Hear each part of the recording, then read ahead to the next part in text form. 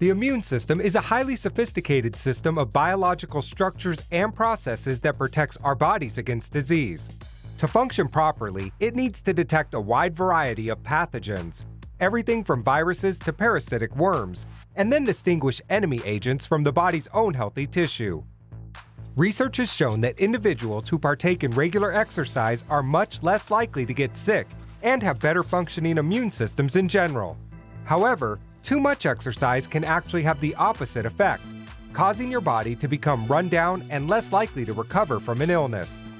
A moderate amount of exercise each week increases the expression of white blood cells called macrophages.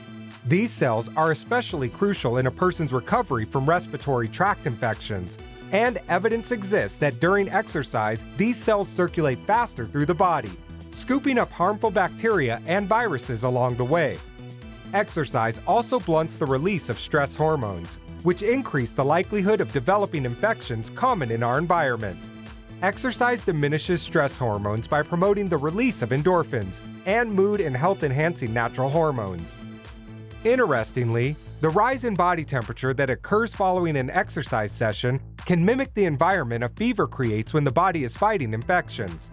Coupled with the increased flow of white blood cells, recovery is typically hastened. On the other hand, too much exercise increases your susceptibility to infection and illness.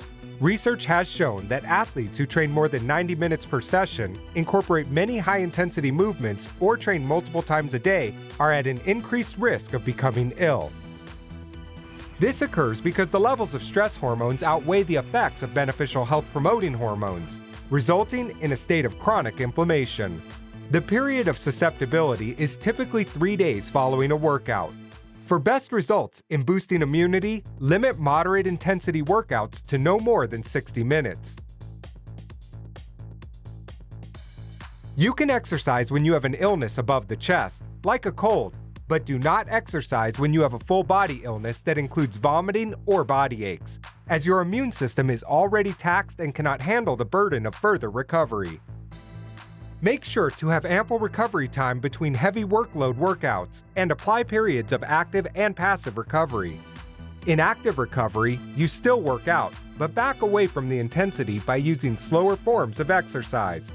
For example, if you run marathons, active recovery would involve walking or playing a favorite sport, such as tennis, to allow the body to recover from the intense activity or muscle soreness.